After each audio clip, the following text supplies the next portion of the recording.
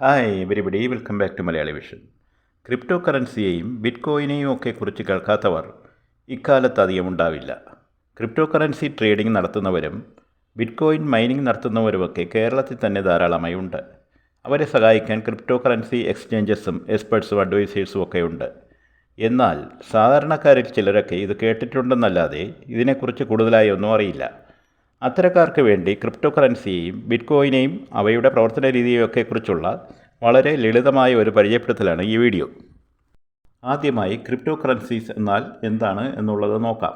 വളരെ ലളിതമായി പറഞ്ഞാൽ ഇത് ആധുനിക ലോകത്തിലെ ഡിജിറ്റൽ കറൻസിയാണ്. മറ്റ് കറൻസികളെപ്പോലെ തന്നെ സാധനങ്ങൾ വാങ്ങാനും സേവനങ്ങൾ കിട്ടാനുമൊക്കെ പ്രത്യേകം ഡിസൈൻ ചെയ്തിട്ടുള്ള ഡിജിറ്റൽ കറൻസിയാണിത്. ഇത് നാണയങ്ങളോ നോട്ടുകളോ പോലെ ഭൗതിക രൂപത്തിലല്ല എന്ന് മാത്രം. അത് പൂർണ്ണമായും ഓൺലൈനിൽ മാത്രമേ ലഭ്യമായിരിക്കുകയുള്ളൂ.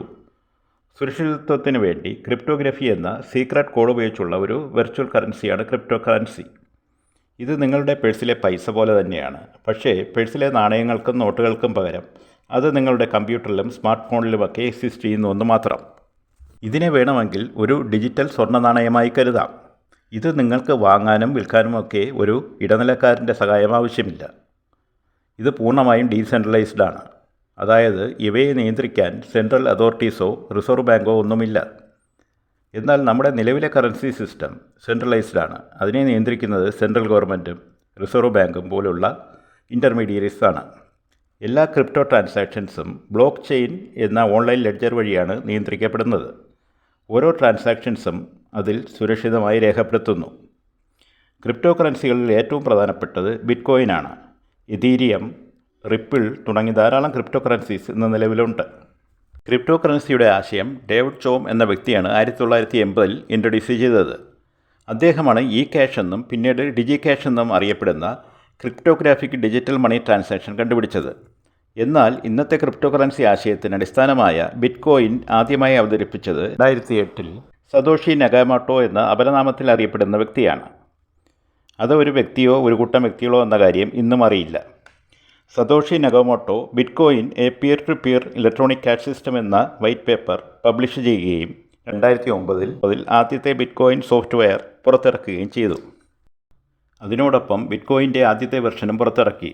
ബിറ്റ് കോയിന് ശേഷമുള്ള മറ്റ് ക്രിപ്റ്റോ കറൻസികളായ എതീരിയം, റിപ്പിൾ, ടെതർ, സൊലാനോ എന്നിവ അറിയപ്പെടുന്ന വ്യക്തികളും ഇൻസ്റ്റിറ്റ്യൂഷൻസുമാണ് ഇൻട്രൊഡ്യൂസ് ചെയ്തത്. ബിറ്റ് കോയിൻ കഴിഞ്ഞാൽ ഏറ്റവും പ്രധാനപ്പെട്ടത് എതീരിയമാണ്. ഇത് ബിറ്റ് കോയിൻ്റെ ആൾട്ട് കോയിൻ എന്നറിയപ്പെടുന്നു. 2025ഓടെ 25,000-ലധികം ക്രിപ്റ്റോ കറൻസികൾ ലോകവ്യാപകമായി ലിസ്റ്റ് ചെയ്യപ്പെട്ടിട്ടുണ്ട്. എന്നാൽ ഇവയിൽ പല കറൻസികളും എക്സ്ചേഞ്ചുകളിൽ സജീവമായി ട്രേഡ് ചെയ്യപ്പെടുന്നില്ല. ബിറ്റ് കോയിൻ, എതീരിയം, ബൈനാൻസ് കോയിൻ തുടങ്ങി മികച്ച 50 കോയിനുകളെ എക്സ്ചേഞ്ചുകളിൽ ട്രേഡ് ചെയ്യപ്പെടുന്നുള്ളൂ.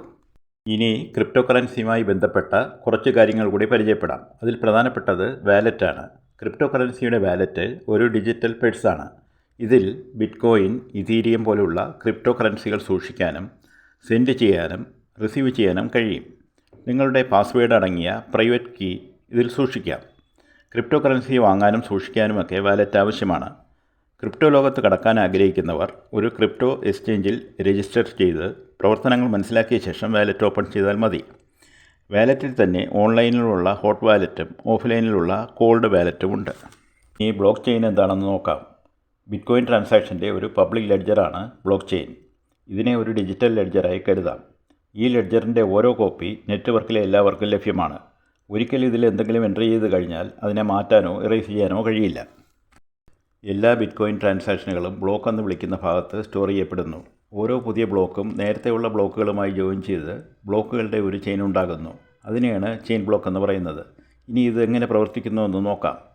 ഓരോ ബിറ്റ് കോയിൻ ട്രാൻസാക്ഷനുകളും ഒരു ബ്ലോക്കിൽ രേഖപ്പെടുത്തുന്നു. ആ ബ്ലോക്ക് ഫുള്ളാകുമ്പോൾ അത് ഓർഡർ അനുസരിച്ച് ചെയിനിലേക്ക് ചേർക്കപ്പെടുന്നു. പ്രീവിയസ് ബ്ലോക്കുമായി ലിങ്ക് ചെയ്യപ്പെട്ട ഓരോ ബ്ലോക്കിനും ഹാഷ് എന്ന യുണീക്ക് സീലുണ്ട്. ഇത് പൂർണ്ണമായും ഡീസെൻട്രലൈസ്ഡ് ആണ്. ഒരു വ്യക്തിയോ സ്ഥാപനമോ ഇതിനെ നിയന്ത്രിക്കുന്നില്ല. നെറ്റ്വർക്കിലെ എല്ലാവർക്കും ബ്ലോക്ക് ചെയിൻ്റെ കോപ്പി ലഭ്യമാണ്.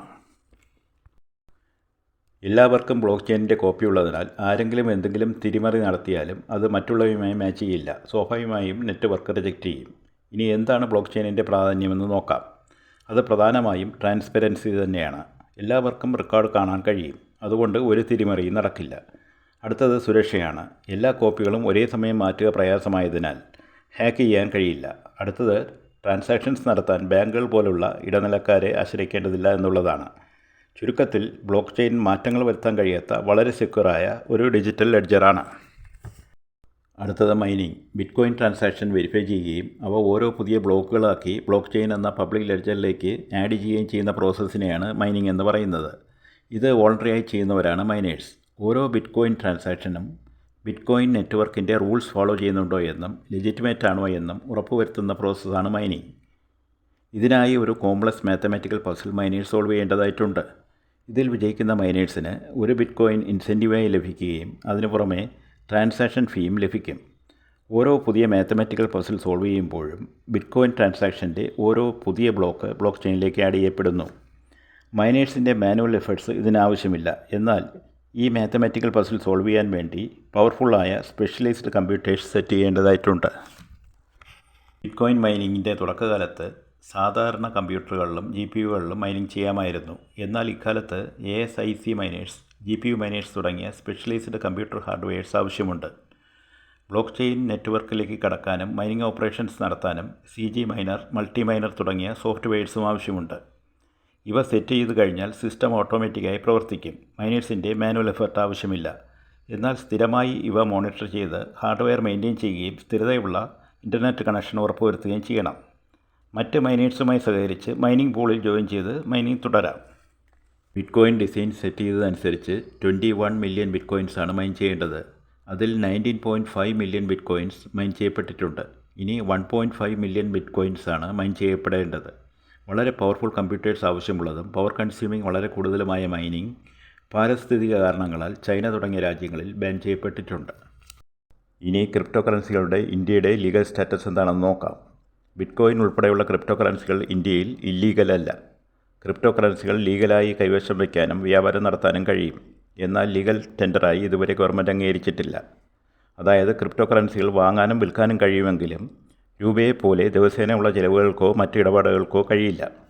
2024 സെൻട്രൽ ഗവൺമെൻറ് റെഗുലേഷൻസ് അനുസരിച്ച് ക്രിപ്റ്റോ കറൻസി ഇടപാടുകൾ നീതിക്ക് വിധേയമാണ്.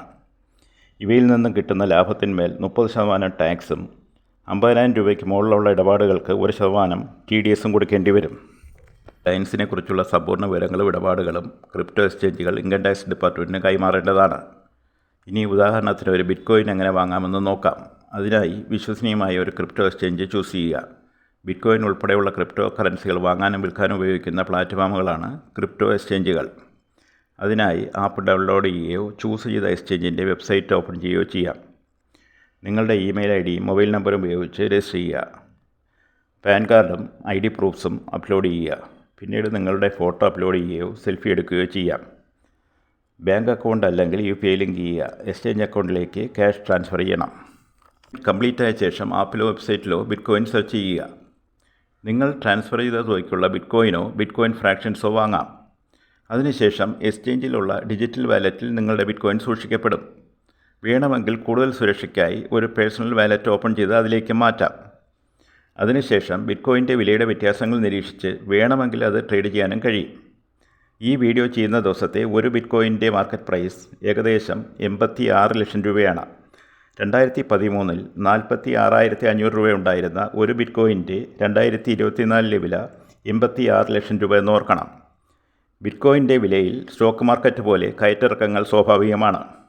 അതനുസരിച്ച് ബുദ്ധിപൂർവ്വം ട്രേഡ് ചെയ്ത് വലിയ ലാഭങ്ങൾ ഉണ്ടാക്കാൻ കഴിയും. ക്രിപ്റ്റോ കറൻസിയും ബിറ്റ്കോയിനും സാമ്പത്തിക ലോകത്തിൽ ഒരു പുതിയ വിപ്ലവമാണ് സൃഷ്ടിച്ചത്. ഇത് സാമ്പത്തിക സ്വാതന്ത്ര്യവും സുതാര്യതയും നൽകുന്നു. എന്നാൽ ഇതിൻ്റെ വിലയിൽ വരുന്ന മാറ്റങ്ങളും നിയമപരമായ അനിശ്ചിതത്വങ്ങളും തിരിച്ചറിഞ്ഞു വേണം ഇതിൽ നിക്ഷേപിക്കേണ്ടത്.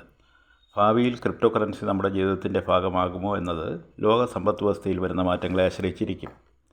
ഈ വീഡിയോ നിങ്ങൾക്ക് ഉപകാരപ്രദമായെങ്കിൽ ഇതുപോലുള്ള വിഷയങ്ങളുമായി വീണ്ടും വരാൻ ലൈക്ക് ചെയ്യുക, ഷെയർ ചെയ്യുക, ചാനൽ സബ്സ്ക്രൈബ് ചെയ്യുക. Until next time, take care.